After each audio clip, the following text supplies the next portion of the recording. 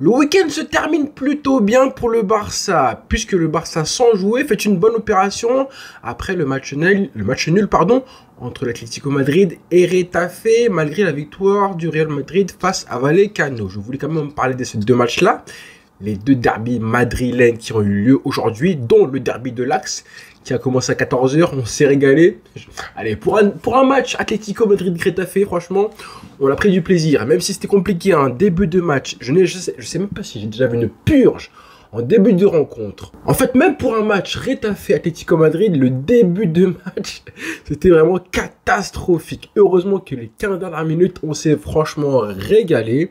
Avec d'abord le but de Sorloth sur un penalty, franchement, terriblement généreux. Alors honnêtement, quand j'ai vu le penalty accordé à l'Atlético Madrid, je me suis dit, là, est-ce qu'on sent pas, bon, pas de théorie du complot, mais quand même, j'étais tenté de croire que l'arbitre fait le maximum pour maintenir le plus de suspense possible en Liga. Parce que quand je vois le défenseur sanctionné, alors qu'il se protège simplement de la sortie du gardien, de son gardien en plus, qui sort de manière agressive, donc forcément, tu as un réflexe de mettre les mains pour ne pas que le choc soit trop violent, percuter ton gardien.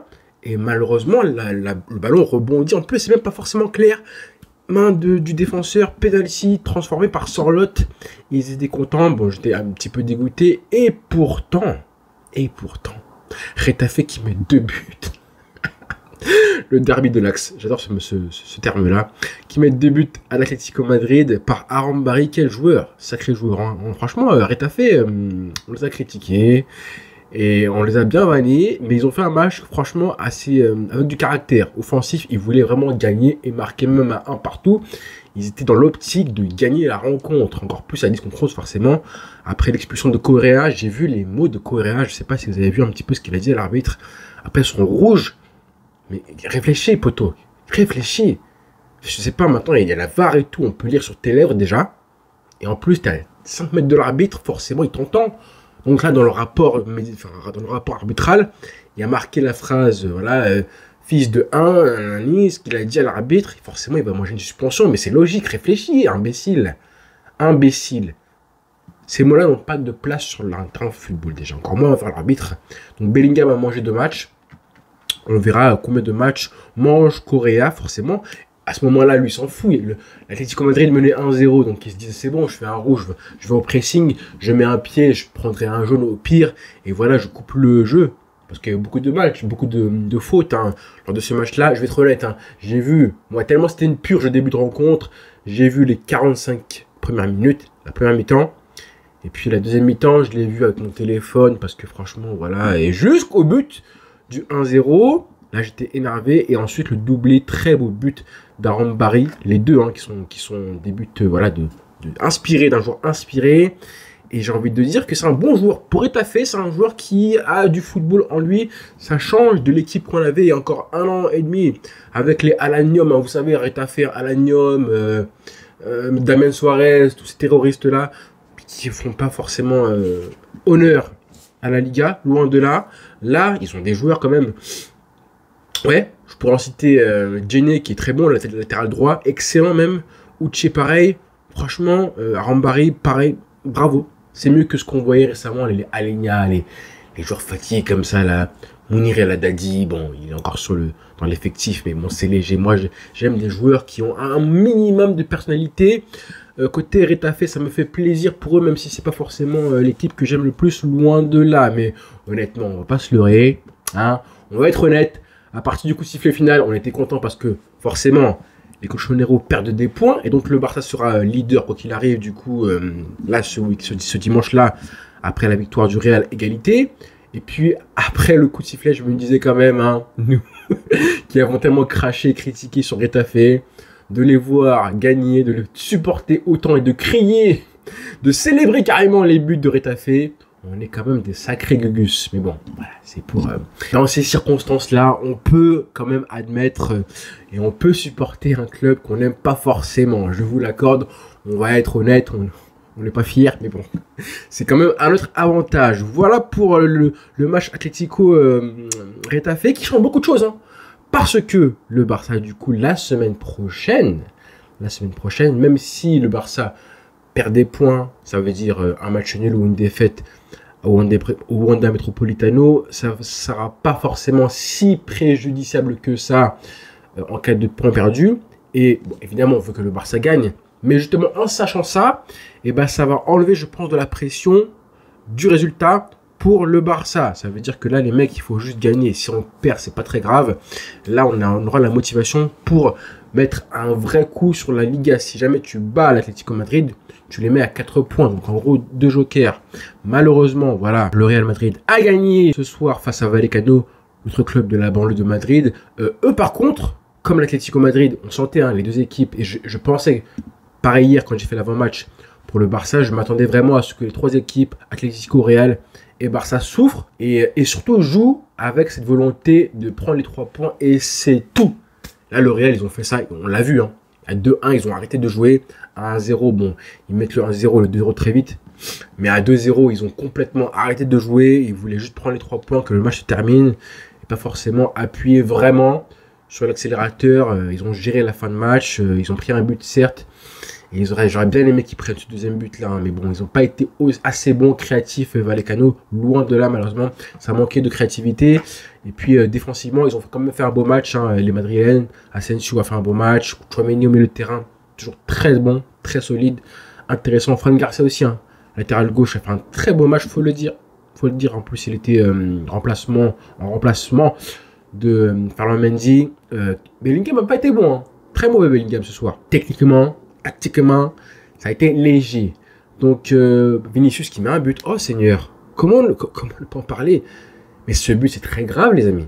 C'est très grave. Comment un joueur se permet de faire une offensive, en gros, j'avance, je rentre dans la surface de réparation, je mets une pause, je me dis non, c'est pas possible, pas maintenant, on va attendre un petit peu, c'est pas le bon coup, c'est pas le bon moment pour aller droit au but, je reviens, je temporise, je fais un tour sur moi-même et je reviens, et puis ensuite je vais marquer tout seul. Il se l'est vraiment fait tout seul, ce but-là. Je me suis dit, mais ça, c'est un comportement d'un mec de la street, hein. C'est ce que nous, on faisait, nous, quand on avait 10-11 ans, dans la street, en mode j'y vais tout seul.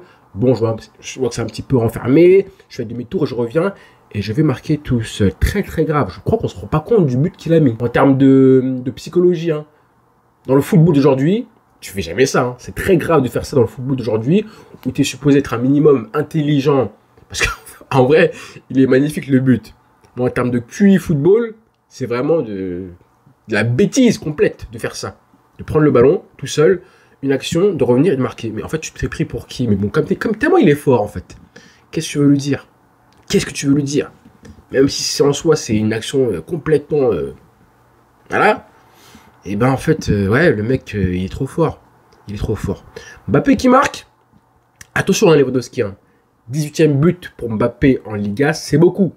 C'est même un peu trop, c'est proche de Lewandowski et ses 21 buts. Il en est bientôt à égaler les 26 buts de CR7 lors de sa première saison au Real Madrid. Et ça, c'est quand même pas négligeable. En plus, encore plus avec le début de saison qu'il a réalisé Mbappé, c'est quand même assez fort. Maintenant, on espère que Lewandowski, hein, ton Pichichi, tu as intérêt, mais vraiment intérêt à aller le chercher. Et si tu ne l'as pas, ce sera vraiment de ta faute. Vraiment de ta faute. Donc, voilà, le Real a fait le minimum pour prendre les 3 points. Bravo à eux. Il faut le dire qu'ils ont fait le nécessaire pour ça. On verra maintenant s'ils ils ont quand même géré. Et l'avantage quand même psychologique que tu prends là lors du prochain match qui va arriver, hein, le derby en Ligue des Champions, Atlético Madrid, Real Madrid, qui aura lieu du coup mercredi. Nous, le Barça, on jouera mardi à 18h. Important, donc du coup demain avant match pour reparler de tout ça. Avant match bien détaillé que j'ai préparé, parce que Benfica à la maison à 18h avec le contexte actuel. On a vu les joueurs, les hommages, je pense que vous avez vu un petit peu ce qui s'est passé. La femme de Monsieur Carles, Minero Garcia, qui a posté un très joli tweet en catalan pour exprimer un petit peu voilà, sa tristesse. Comme quoi il part avec 2 enfants en plus, hein, 2 enfants qu'il avait. On a vu les réactions des joueurs, Daniel Olmo, pas mal de proches de Monsieur Minero. Pas mal de joueurs qui ont parlé. Laporta aussi sur son interview, qui franchement a été parfaite du début à la fin. Laporta, comme d'habitude, excellent communicant. Donc voilà, un bel hommage. Les minutes de silence aussi de la part de tous les stades de Liga. Et j'espère vraiment, encore une fois, que les joueurs, on les a vus aussi, hein, les joueurs du Barça qui sont revenus aujourd'hui à l'entraînement. On a vu même les vidéos de Minero d'hier soir qui étaient justement en déplacement, enfin, pas en déplacement, mais qui étaient avec l'équipe avant de décéder. Arrivé avec le car, il était, je crois, en compagnie de Pedri, très proche. Donc, ces images-là, elles font tellement de mal, tellement de peine. Comme quoi, la vie, ça tient à rien. Il était là avec les joueurs, ils sont arrivés au stade en bus, tout allait très bien, ils ont mangé, il s'est assoupi un petit moment et il ne s'est jamais réveillé. Comme quoi, la vie, tout va très bien et elle peut partir comme ça. C'est juste très triste, mais bon.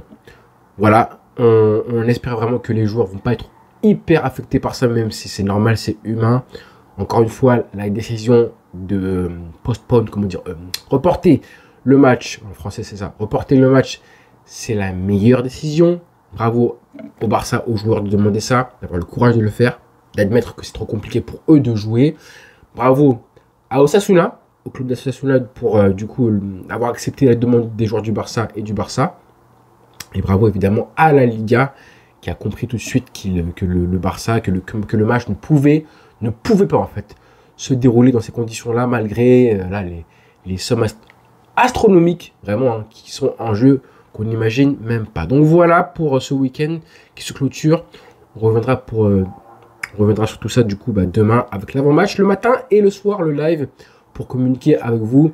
Et je vous reparlerai évidemment du défi que je vous ai lancé et du vainqueur. Voilà les frères, bonne soirée à tous et rendez-vous très vite.